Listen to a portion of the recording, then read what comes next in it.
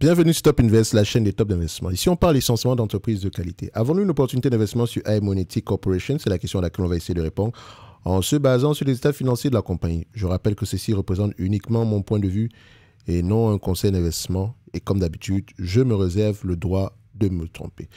Comme d'habitude, on me demande, mais Thierry, pourquoi tu ne donnes jamais la description de la compagnie? Ça peut nous aider. Les amis, vous avez Zone Bourse pour ça. Vous pouvez aller directement sur le site.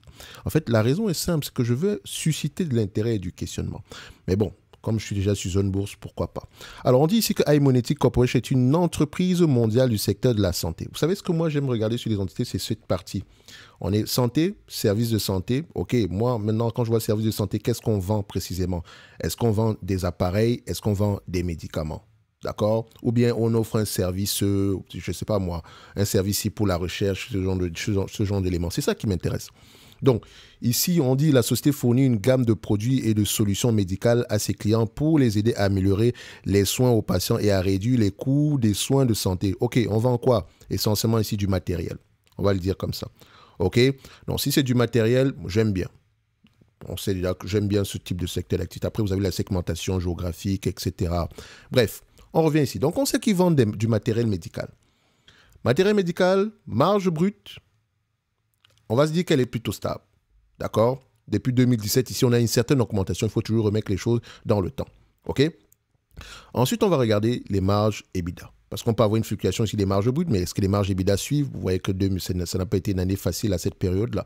Donc, si on remet les deux sur le même graphique, constatez que entre 2012 et 2019, ce n'était pas facile pour cette compagnie. Donc, qu'est-ce qui s'est passé entre-temps? Les marges augmentent de plus en plus. C'est bien. Qu'est-ce qui s'est passé entre-temps? Est-ce que le revenu suit? On constate qu'on avait une stabilité des revenus pendant toute cette période-là, mais depuis un certain moment, on a une croissance de ces revenus-là. Est-ce qu'on a un produit qui se vend de mieux en mieux? Question. Ensuite, on va regarder les net income et les free cash flow, histoire de voir si les deux parlent le même langage. Parce que nous, on achète les free cash flow. On peut avoir ici des bénéfices sur le plan comptable, alors que en termes de cash, rien ne rentre dans les caisses. Comme je l'ai toujours dit ici, vous pouvez vendre à crédit et avoir la sensation, avoir l'impression d'avoir fait l'impression ici d'avoir fait un bénéfice, alors que ce n'est pas le cas. Si vous vendez à quelqu'un qui n'est pas solvable, ça ne sert à rien. En fait, vous avez brûlé du cash. Donc, si on compare ces deux éléments, on voit ici que les bénéfices nets et les free cash flow vont dans le même sens. Même si on va avoir tendance à se dire qu'on a une légère évaluation, on a une grosse différence ici sur les dernières années, mais grosso modo, les deux lignes se suivent. Donc, net income peut être un bon proxy pour les bénéfices nets. Okay? Quand on regarde la marge en question, cette marge-là augmente également. Par rapport aux prévisions, par rapport aux attentes ici, est-ce que les analystes attendent à des marges un peu plus élevées sur ce business-ci? Donc, on a combien ici? On a des marges, on s'attend à peu près à du 13 à 18% sur les mois à venir. C'est assez élevé, n'est-ce pas? Alors, on vient d'où? Quand on compare par rapport aux marges qu'on a présentement, on a des marges de 10%, n'est-ce pas? Donc, on s'attend à une augmentation des marges. C'est une information. Donc, on va aller vérifier pourquoi les analystes s'attendent à cette augmentation des marges-là. Est-ce qu'on l'a dit en conférence call? Est-ce que c'est déjà vérifiable en date d'aujourd'hui? OK. Vous regardez également qu'est-ce qui consomme le plus au niveau des dépenses opérationnelles. Qu'est-ce qui consomme le plus ici quel poste de dépenses consomme le plus d'argent? Est-ce que c'est le marketing, etc.? Je rappelle que c'est une demande ici d'un abonné Top Premium. Donc, je rappelle que dans le service Top Premium, vous pouvez demander des analyses quantitatives et avoir la certitude que ça va être fait. Donc, on va se dire ici, pour le moment, pour moi, je constate qu'on est peut-être à du 10% par là, 19%, mais que ça pourrait augmenter. C'est possible. De toute façon, on va aller voir ici, est-ce que les analystes ont tendance à faire de bonnes prévisions? Alors, dette nette sur EBITDA, 2 fois les EBITDA ici. Quand on regarde la dette nette du point de vue volume, on a une dette nette qui augmente en termes de volume. Est-ce que c'est une entreprise qui a fait des acquisitions dernièrement? Oui. 400 millions. Donc, on peut remarquer qu'on a fait une acquisition de 400 millions ici. On a eu un impact au niveau du chiffre d'affaires bien après. Peut-être qu'on a fait une acquisition ici qui a changé quelque chose au sein de la compagnie, comme ce qu'on avait fait également en 2012. Donc, c'est peut-être une compagnie qui croît par acquisition et de manière organique. Alors, qu'est-ce qu'il nous reste à regarder? Bon, Combien de fois les bénéfices on a tendance à payer pour ce genre de, secteur, pour ce genre de business? Ça sera entre 15 et 20 fois les bénéfices par là. On va le dire comme ça. 15, ça sera le minimum. 20 fois, on sera aux alentours du maximum par là. Donc, on n'est pas loin du 20 fois les bénéfices. OK? Donc, Aemonetic. Aemonetic. Qu'est-ce que ça me donne? Voilà. Les analystes, est-ce qu'ils ont tendance à faire de bonnes prévisions ici? 60% du temps, ils se trompent. Mais depuis combien de temps ils ont raison? Attention, c'est également quelque chose à voir. Peut-être que l'entreprise devient de plus en plus prévisible. À 2021, ils se sont trompés. 2022, ils se sont trompés. 2023, ils se sont trompés. Avec quand même une marge d'erreur entre 30 et 40%. Donc, faites attention. Faites très attention ici aux attentes des analystes. Alors, si c'est le cas, maintenant, moi, je me dis ceci. En prenant ce business, je veux avant tout que l'entreprise puisse rapporter au moins ce qu'elle a eu l'habitude de rapporter par le passé. Si on s'attend à des bénéfices nets de plus en plus élevés entre 2025 et 2027, il y a de grandes chances que l'entreprise puisse au moins rapporter le bénéfice net qu'elle a pu générer en 2024, soit à peu près 3,95 $ par action ajustée, bien sûr. À 20 fois les bénéfices, ce montant-là, on pourrait se retrouver à combien? Donc, je vais le mettre directement ici à 20 fois. Donc, vous voyez que je prends la fourchette haute ici de notre multiple.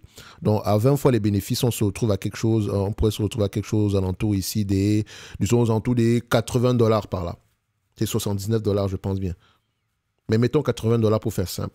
Moins la dette nette en date d'aujourd'hui, dette nette par action, moins la dette nette ici aux alentours de 9,50 $. Donc, on va se dire que le prix actuel, voilà, on sera aux alentours de 70 $ l'action. Mais attention, je n'ai pas pris en considération l'éventuelle croissance.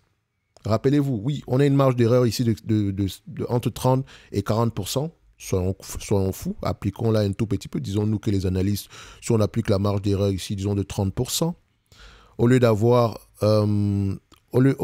ici 5,52 $ en 2027, on pourrait avoir à peu près 3,86 $. OK, disons 3,95 $ ici. Bref, c'est une façon de dire qu'au prix actuel, on ne surpaye pas pour la croissance. Maintenant, sachant que les analystes ont tendance à se tromper sur leur estimation, il faut avoir le courage de vérifier d'aller soi-même regarder d'où va provenir l'origine de cette croissance-là. D'accord? N'oubliez pas également ici que ce n'est pas une entreprise qui est très suivie. Donc, ces niveaux de multiples-là sont peut-être questionnables. Donc, Aemonetic, je ne sais pas quel type de produit ils vendent. Questionner la concurrence, est-ce qu'ils peuvent augmenter les prix? Quelle est la géographie d'opération? Quelle est la taille du marché? Quelles sont les parts de marché qu'ils ont dépendamment des produits qu'ils vendent ici? OK? Est-ce qu'elle paie un dividende aux dernières nouvelles? Oui. Est-ce que c'est judicieux de le faire? Pour le moment, elle a les moyens de payer ce dividende-là. Est-ce que c'est judicieux de le faire? Ça dépend ici de la taille du marché qu'on a devant nous présentement et du produit qu'on vend. OK? Est-ce que c'est une entreprise que moi, je vais ajouter dans ma watchlist? Je dirais non, pas du tout. OK? Et tout simplement parce que voilà, ça peut également être dû à la taille de l'entreprise, etc. Mais voilà, mais du point de vue quantitatif, c'est correct. Sans plus. Tant mieux si les marges attendues se réalisent. OK? Mais ça va dépendre ici ça va dépendre ici de la stratégie que le management a implémentée en date d'aujourd'hui. Donc, il faut lire les rapports financiers et écouter les conférences calls. De toute façon, sur le plan quantitatif, c'est une entreprise qui s'autofinance, qui gagne de l'argent, qui a les moyens de repayer sa dette. Maintenant, il faut aller au-delà des chiffres. OK? Et vous pouvez revoir la vidéo, les commentaires sur l'article ici de Philippe Leblanc.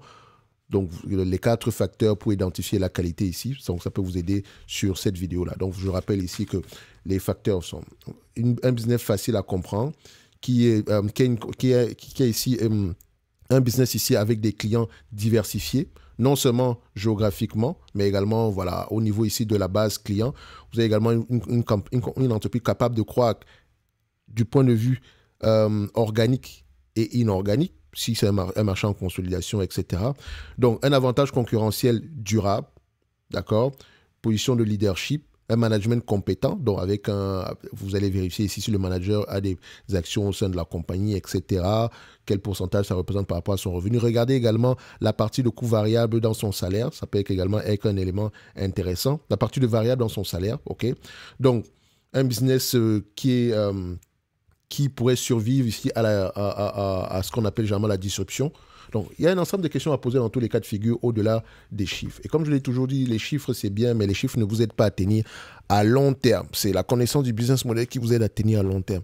Et quand une opportunité d'investissement se présente, il y a toujours une question, il y a toujours un problème. Le marché, c'est parce que le marché a des craintes spécifiques. Il faut toujours aller vérifier si ces craintes-là sont justifiées ou pas. Et ça passe donc par la connaissance du business model. Ça passe par la connaissance du secteur d'activité. Ceci n'est que mon avis et non un conseil d'investissement. Comme d'habitude, je me réserve le droit de me tromper. Et pour ceux qui sont intéressés, les notes d'analyse sont en description de la vidéo où vous pouvez demander des analyses quantitatives et avoir la certitude que ça va être fait. Merci, au revoir.